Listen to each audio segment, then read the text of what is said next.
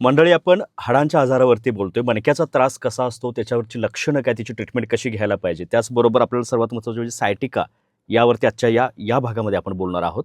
आणि हे मार्गदर्शन करण्यासाठी, कारण मागच्या भागामध्ये खूप सारे प्रश्न आपल्याकडे जे होते ते थोडक्यात आपण कव्हर केले. परंतु सायटिकाबद्दल लोकांच्या मनामध्ये खूप पूर्वग्रहदूषितपणा म्हणा किंवा काही वेगळ्या कन्सेप्ट आहेत. तर त्यावरती आपण बोलणार आहोत. आणि सर्वात महत्त्वाचं म्हणजे आजकाल लहान वयामध्ये सुद्धा पायात मुंग्या येणं, पायात जड होणं, पायाच्या संवेदना कमी होणं, या सर्व गोष्टींची काही आपण लक्षणं बघतो. तर ते नेमकं काय आहे हे मार्गदर्शन करण्यासाठी आज आपल्यासोबत आहेत कोल्हापुरातील प्रसिद्ध ऑर्थोपेडिक्स अँड स्पाइन सर्जन आणि गॅलेक्सी हॉस्पिटलचे संचालक आपल्या नवीन वाशी नाक्याजवळच्या doctor Harshvardhan Rane sir. Sir, पुन्हा एकदा आपलं स्वागत. नमस्कार. नमस्कार. नमस्कार. मी जास्त वेळ ओळखीमध्ये किंवा इतर गोष्टीमध्ये काय घालवत नाही, कारण लोकांना आजकाल खूप प्रश्न आहेत आरोग्याबद्दल. लोक आरोग्याबद्दल आता संवेदन झाले, जागरूक झालेत. बरोबर. याबद्दल काय करायला पाहिजे किंवा काय नको करायला पाहिजे हे शोधत असतात वेगवेगळ्या माध्यमातून, इंटरनेटवरून असेल किंवा वेगळ्या गोष्टीतून. बरोबर. परंतु त्यांना थेट चांगलं मार्गदर्शन तज्ज्ञ डॉक्टरांच्याकडे जे भेटायला पाहिजे ते व्यवस्थित भेटत नाही आणि मग चुकीच्या काहीतरी ट्रीटमेंट घेतल्या जातात. तर बरोबर. यासाठीच आम्ही ही एक सिरीज सुरू केली, जेणेकरून त्या लोकांच्यापर्यंत त्या गोष्टी तरी कळाव्यात की हा आजार आहे का बाबा, तो आजाराचं लक्षण काय आणि नेमकं याची ट्रीटमेंट होऊ शकते का, कशी असेल. बरोबर. मागच्या भागामध्ये आपण फार छान मणक्याच्या आजारावरती बोललो आणि थोडक्यात कसं ना, त्याचं एक वेगळं मार्गदर्शन आपल्याला मिळालं. बरोबर. सायटिकाबद्दल फार बोललं जाते आजकाल लोकांच्या मध्ये. बरोबर. जसं माझ्या डोक्यामध्ये तो प्रश्न होता की हा नेमका आजार मणक्याशी संबंधित आहे, तर बरोबर. मग हे वेगळं काय आहे. तर बरोबर. पहिला माझा तोच प्रश्न असेल की काय नेमकं आहे आणि त्याचं म्हणजे तो वेगळा आजार म्हणून कसं हे केलं जातं. बरोबर. आता अर्थातच मी स्पाइन सर्जन आहे, हं. तर माझ्याकडे येणारा 90% वर्ग हो. हा याच त्रासामुळे येतोय, ज्याला आपण सायाटिका म्हणतोय. तर थोडक्यात सायाटिका म्हणजे काय, तर मी या मॉडेलवर एक्सप्लेन करू इच्छितो, ज्याच्यामध्ये आपण जर हे बघितले तर हे मणके कमरेचे मणके आहेत. 2 मणक्यांच्या मध्ये एक चकती असते आणि प्रत्येक मणक्यातनं, प्रत्येक चकतीच्या लेवलपासून या 2 नसा बाहेर पडलेल्या असतात, डाव्या आणि उजव्या बाजूला. हो. ओके. या ज्या बाहेर पडणाऱ्या नसा असतात त्या पूर्णपणे एकत्र येतात आणि त्याची एक मोठी नस तयार होते. या नसेला सायटिक नर्व असं म्हणतो. हां, हां. आणि या नसेचं जे दुखणं आहे त्याला आपण सायटिका असं म्हणतोय. ओके. तर सायटिका हा एक मोस्ट कॉमन प्रोवर्ब किंवा एक कॉमन वापरलेला वर्ड आहे, जेणेकरून तो पेशंट्समध्ये पण आता एवढा फेमस झालाय की इव्हन माझे काही पेशंट्स पण स्वतः सांगतच येतात की मला सायटिका सारखं दुखणं येतंय. तर सायटिकाचं दुखणं म्हणजे काय आहे की कमरेतून जेव्हा पाय दुखतोय, एक किंवा पाय जो पूर्ण पायाच्या तळव्यापर्यंत जातंय दुखणं, अशा दुखण्याला आपण सायटिका म्हणतोय. आता जसं मणक्याच्या वरती बोलताना आपल्याला गोष्ट कळली की हे वेगवेगळ्या लाईफस्टाईलमुळं आणि खाद्य संस्कृतीमुळे झालेलं आहे. तसं हे सायटिका आजकाल खूप कॉमन दिसतोय, जसं तुम्ही म्हणताय तसं. तर ते कशामुळे असेल? तर तरुण वर्गामध्ये मोस्ट कॉमनली जे पेशंट्स येतात तरुण वर्गातले, तर त्याच्यामध्ये most of the common problem हा असतोय तो चकती सरकणं असं म्हणतोय. तर इथेच मी दाखवू शकतोय की चकती सरकणं याचा अर्थ काय. तर जसं मी सांगितलं की 2 मणक्यांमध्ये एक कुशनसारखा भाग असतो, ज्याला आपण चकती म्हणतोय किंवा डिस्क म्हणतोय. तर डिस्कमध्ये नॉर्मली ही डिस्क जी आहे त्याच्यामध्ये 2 भाग असतात. जे बाहेरचे हे पांढरं दिसतंय टणक भाग, त्याला आम्ही ॲन्युलस म्हणतोय. आणि जेव्हा ते ॲन्युलस किंवा बाहेरचा टणक भाग जेव्हा फाटतोय, त्यावेळी त्यातल्या आतली जी शॉक ऑब्झर्वची जेली असते, तर ज्याला आम्ही न्यूक्लियस म्हणतोय, तो हा लाल भाग, तो पाठीमागनं फाटलेल्या भागातनं बाहेर येतोय आणि तो येऊन पायाच्या या नसांवरती दबाव द्यायला लागतोय. आणि त्या दबावाकारणानं ही नस पूर्ण कमरेतून पायाच्या भागापर्यंत किंवा पायाच्या तळव्यापर्यंत दुखायला लागते. तर अशा या सिम्पटम्सला आपण सायटिका म्हणतोय. तरुण वर्गामध्ये 20-30मध्ये जे लोक आहेत, मोस्ट कॉमन त्रास आहे किंवा मोस्ट कॉमनली कारण जे आहे हे चकती सरकणं हेच असतं. मुळात हा सायटिका होण्यापाठीमागं स्लिप डिस्क, आता जसं तुम्ही सांगितलं की हेच मुख्य कारण आहे, किंवा मग जास्त वेळ बसून राहिल्यामुळं किंवा अजून काही आहेत? अर्थातच मोस्ट कॉमनली चकती खराब होण्याची कारणं हे लाईफस्टाईलच्या रिलेटेडच आहेत.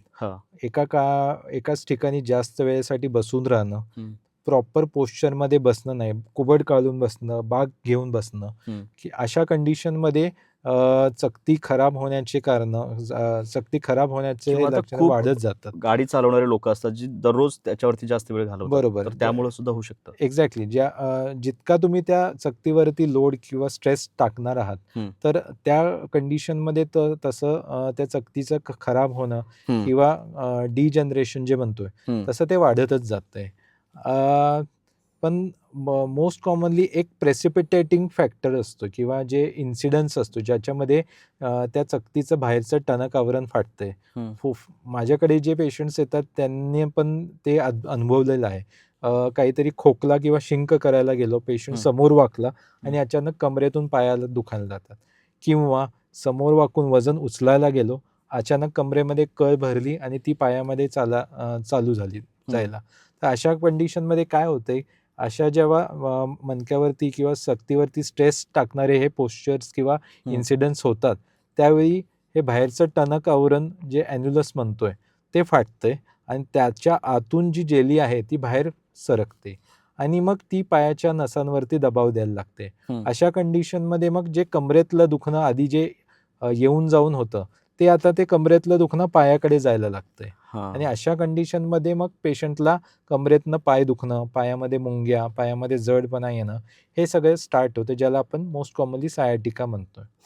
याच्या उपचारावरती आपण बोलणारच आहोत. कारण अजून काही प्रश्न आहेत लोकांच्या मध्ये, की वजन वाढल्यामुळं हे गोष्ट होऊ शकते का? सायटिका होऊ शकतो का? किंवा नक्कीच. व्यायाम न केल्यामुळे किंवा ओव्हर केल्यामुळं?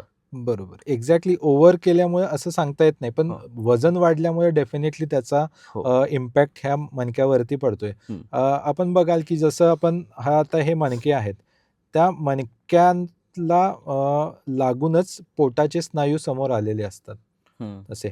तर त्यामुळं कसं आहे, जितकं तुमचं वजन वाढत जातंय हं. किंवा जितकं तुमचा इव्हन पोट वाढत जातंय, पोटाचा कोथळा वाढत जातोय, तेवढा तो लोड ते मणके घेत असतात. जितका तुमचा लोड जास्त मणक्यांवरती, हां. तेवढं त्या मणक्यांवरती किंवा चकतीवरती पडणारा स्ट्रेस वाढत जातोय. त्याच्यामुळे वजन वाढणं हे सगळ्यात मोस्ट कॉमनली किंवा अर्थातच हा सगळ्यात मोठा एक रिस्क फॅक्टर म्हणता येईल आम्हाला, हां. की ज्याच्यामध्ये आपलं चकती सरकणं किंवा मणक्यांची झीज होणं हं. हे कॉमनली आपल्याला आढळून आलेलं आहे. सायटिकासाठी म्हणजे लोकांना तर असं वाटतं, की ठीक आहे, या काही गोष्टी आहेत, की ज्याच्यामुळे तो होतो. तर त्यासाठी शस्त्रक्रिया हाच एक उपचार आहे का? नाही. सगळ्यात पहिल्यांदा माझ्याकडे जेव्हा पेशंट्स येतात, हं. तर अशा कंडिशनमध्ये आम्ही पहिल्यांदा प्राथमिक उपचार त्यांना देतोय. मोस्ट कॉमनली आम्ही एक स्क्रीनिंग एक्स-रे किंवा निदानासाठी MRI करून घेतो. हं. ज्याच्यामध्ये आपल्याला निदर्शनास येतंय चकती सरकणं किंवा इव्हन चकती बल्ज म्हणतोय, म्हणजे हं. जस्ट चकती सुरुवात झाली आहे हं. सरकायला. हं. तर अशा कंडिशनमध्ये सगळ्यात पहिल्यांदा आम्ही फक्त पेशंट्सना साधारण गोळ्या, औषधं आणि फिजिओथेरपी हेच रेकमेंड करतोय. हं. 80 ते 85% लोकांमध्ये जी सरकलेली चकती असते, हं. त्याची सूज आपल्या पण कमी येते. पण अगदीच 10 ते 15% लोकांमध्ये हं. जेव्हा त्यांचं दुखणं हं. हे या कॉन्झर्व्हेटिव्ह फिजिओथेरपी या गोष्टीने कमी होत नाही, त्यावेळी मग आम्ही पुढच्या टप्प्यामध्ये जातो, ज्याच्यामध्ये पेन मॅनेजमेंट हा एक प्रकार येतोय. हं. ज्याच्यामध्ये आपण त्या ठिकाणी सुई टाकतोय, जिथं चकती सरकलेली आहे, त्या ठिकाणी तिथं सुई टाकून सुन्न करायचं किंवा सूज कमी करायचं औषध सोडतोय. ज्याला आम्ही रूट ब्लॉक किंवा एपिड्युरल ब्लॉक असं म्हणतोय. हं. त्यातून पण जर दुखणं कमी नाही झालं, तर सगळ्यात शेवटचा पर्याय म्हणजे सर्जरी हाच असतो. म्हणजे आता सायटिकेचं ही लक्षणं जी सांगितलीत, यानंतर हे उपचार घेता येतील. परंतु काही लोकं काय करतात, की ठीक आहे, आता मला त्रास सुरू झालाय. मी थोडं एक्सरसाइज सुरू करतो, मी वॉकिंग सुरू करतो, मी चालणं सुरू करतो. तर ते योग्य आहे का? हा एक चांगला क्वेश्चन आहे, हं. ज्याच्यामध्ये मला काही पेशंट्स वारंवार येऊन विचारतात, की हां. मी एक्सरसाइज कधी करायला पाहिजे हो. आणि कधी नाही करायला पाहिजे. हां. कमरेच्या दुखण्यामध्ये 2 प्रकारची दुखणे असतात. हं. एक ॲक्यूट पेन म्हणतोय हं. आणि एक क्रॉनिक पेन. ॲक्यूट पेन म्हणजे हे एक काही दिवसातच उद्भवलेलं आहे. हं. फॉर एक्झाम्पल अचानक ज्याला आपण कॉमन भाषेमध्ये कंबर सळकणं असं म्हणतोय हं. आपल्या हं. विभागामध्ये, ज्याच्यामध्ये अचानक कमरेमध्ये दुखणं चालू झालं, हं. काही कारणास्तव. तर त्यामध्ये काय होतंय, की मोस्ट कॉमनली जेव्हा कंबर दुखी चालू होते, हं. त्यावेळी कमरेच्या पाठीमागचे जे स्नायू आहेत ते सडनली आखडतात, ज्याला आपण स्पाझम म्हणतोय. तर अशा स्पाझमॅटिक कंडिशनमध्ये सहसा पेशंट्सनी एक्सरसाइज करू नये, कारण ऑलरेडी ते स्नायू आहेत ते आखडलेले आहेत. एक्सरसाइज आणि अच्छा. वॉकिंग केलं तर वॉकिंग तुम्ही काही अंशतः करू शकताय, पण जे आपण म्हणतोय ना कमरेचे प्रॉपर एक्सरसाइज, तर ती ते सहसा टाळावी. सहसा ॲक्यूट कंडिशनमध्ये तरी टाळावेत. अशा कंडिशनमध्ये पेशंट्सनी फक्त रेस्ट घेणे आणि गोळ्या उपचार किंवा औषधं जे किंवा चालू असतील गरम पाण्याने शेकणे, असे हे लोकल ट्रीटमेंट पद्धती अवलंबणे गरजेचे आहे. सर. पण नाही, मग ट्रीटमेंट बद्दल आपण बोलतोय, परंतु बरोबर. नेमकं याला कालावधी किती, म्हणजे लोकांना जर वाटत असेल की मला याच्यात बरं व्हायचं, तर किती बरोबर. कालावधी जास्तीत जास्त किंवा कमीत कमी असू शकतो बरं अर्थातच, होण्यासाठी? म्हणजे जेव्हा आपण ॲक्यूट दुखणं आहे तेव्हा सहसा एक 3 ते 4 आठवड्यात हे आपलं दुखणं कमी होऊन जातंय.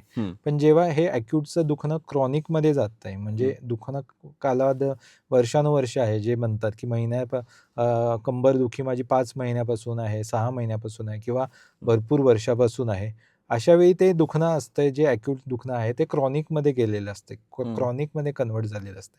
अशा कंडिशनमध्ये पेशंट्सनी एक्सरसाइज करणं गरजेचं आहे, जेणेकरून तुमचं याच्यामध्ये पोश्चर इम्प्रूव्ह होणं गरजेचं आहे. जे स्नायू ढिले झालेले असतात किंवा याच्या आजूबाजूचे जे लिगामेंट्स असतात किंवा चकती जी खराब झालेली असते, डिजनरेट झालेली असते, अशा कंडिशनमध्ये एक्सरसाइज हाच एक योग्य प्रकार आहे, ज्याच्यामध्ये तुम्ही जे कमरेचं दुखणं आहे किंवा इव्हन मानेचं दुखणं आहे ते तुम्ही अंशतः किंवा इव्हन पूर्णतः त्याला कव्हर करू शकताय एक्सरसाइजद्वारे.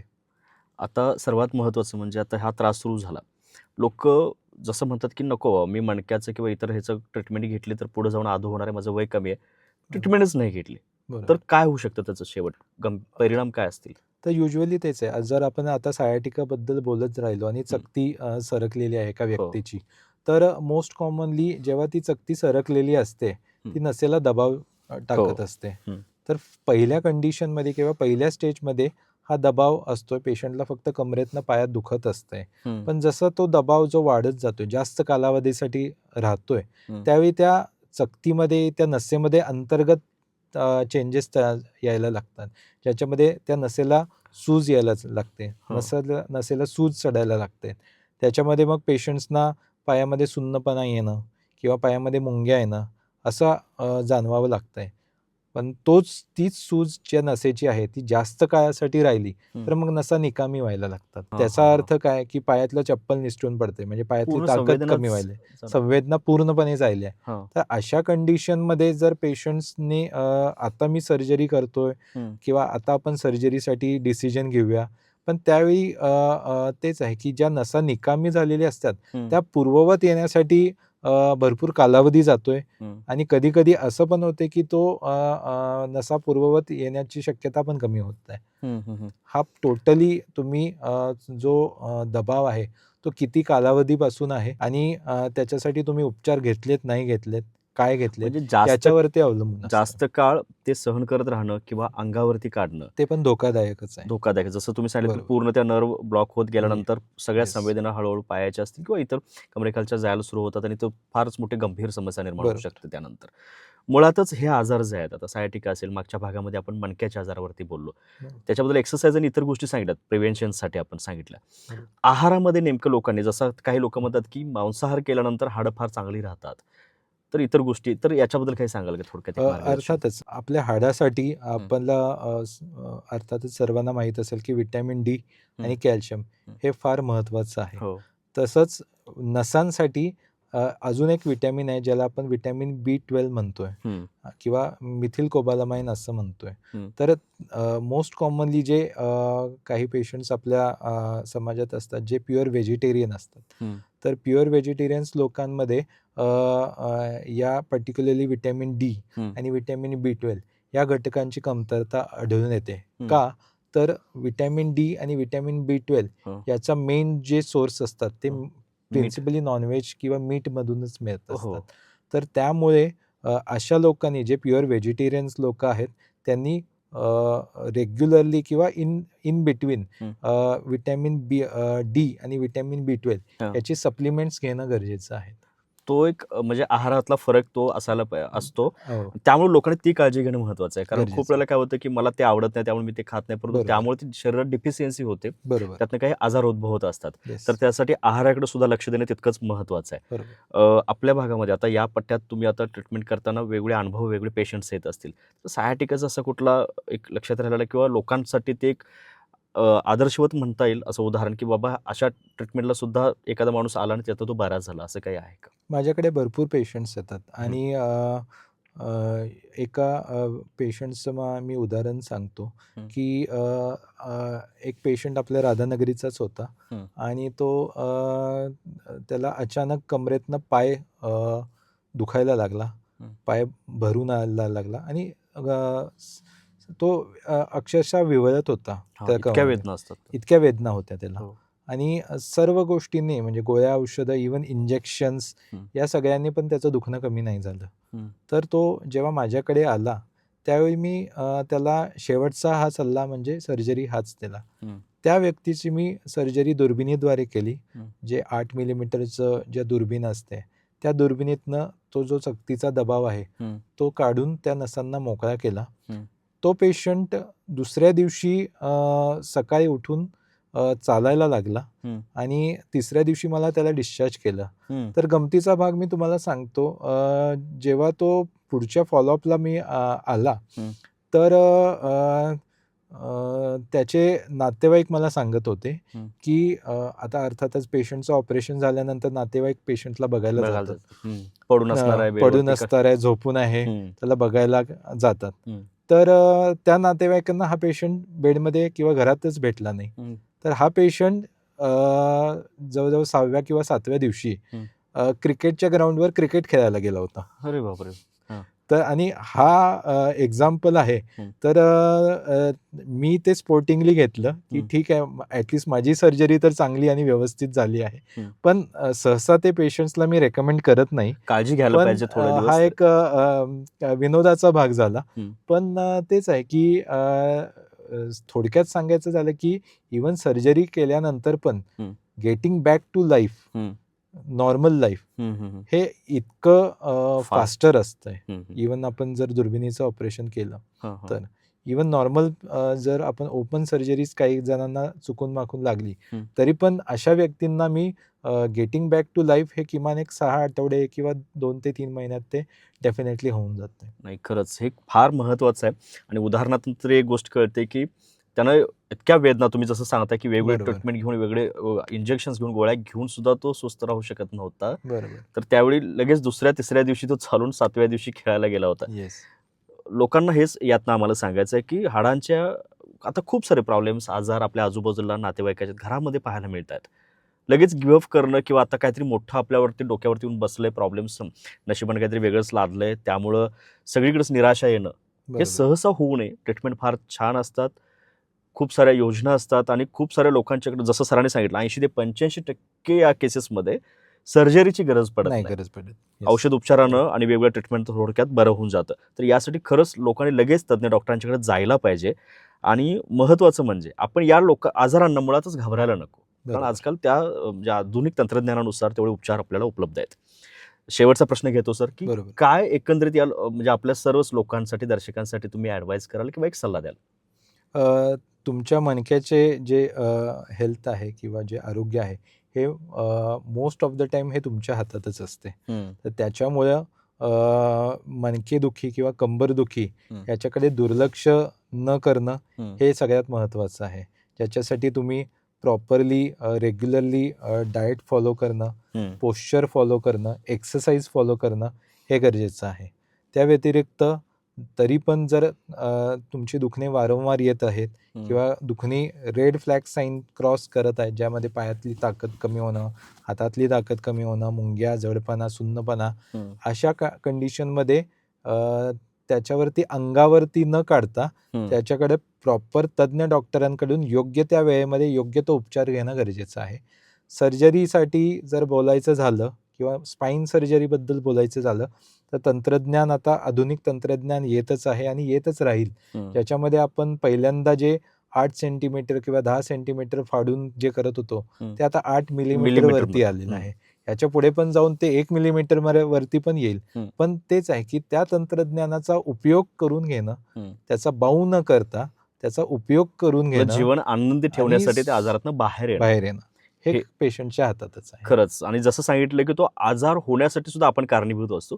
बरं होण्यासाठी सुद्धा आपलाच हा प्रयत्न, बरोबर. आपला एक पाय आपल्यासाठी गरजेचा आहे किंवा समजा इनिशिएटिव्ह तो पेशंट घेत नसेल तर त्याच्या सोबतच्या मित्रमैत्रिणींनी किंवा घरातल्या कुटुंबातल्या लोकांनी बरोबर. घ्यायला पाहिजे. अर्थातच. त्याचा जीवनातला तो आनंद त्याला परत त्यामुळे मिळून जाईल. बरोबर. फार महत्त्वाची माहिती सर, कारण आजकाल ना ह्या तरुणांच्यात जास्त आपल्याला प्रॉब्लेम पाहायला मिळतो. जे रायडर्स आहेत, गाडी जास्त काळ चालवतात, खूप लांब ठिकाणी जॉबला जातात, MIDCला असेल किंवा आजूबाजूच्या गावातनी जातात. तर यांना ते काही वेळेला आणि बसून जॉब करणाऱ्यांना ते काही लक्षणं दिसतात. तर त्यांच्यासाठी या ट्रीटमेंट आणि सगळ्यात महत्त्वाचं, मी गेलो तर आता मला सर्जरीच करावं लागणार असं काही नाही. जसं सरांनी नाही. सांगितलं तसं काही व्यायाम वगैरे आणि आहारातल्या काही बदलांमुळे ते बरं होऊ शकतं. बरोबर. थोडक्यात कसं ना, मला फार छान माहिती मिळाली. लोकांच्यात अजून काही मनामध्ये जर प्रश्न असतील तर तुम्ही आवर्जून सरांना तुम्ही नवीन वाशी नाक्याजवळ गॅलेक्सी हॉस्पिटलला भेट देऊ शकता. पुन्हा एकदा आपले आभार सर. धन्यवाद. धन्यवाद.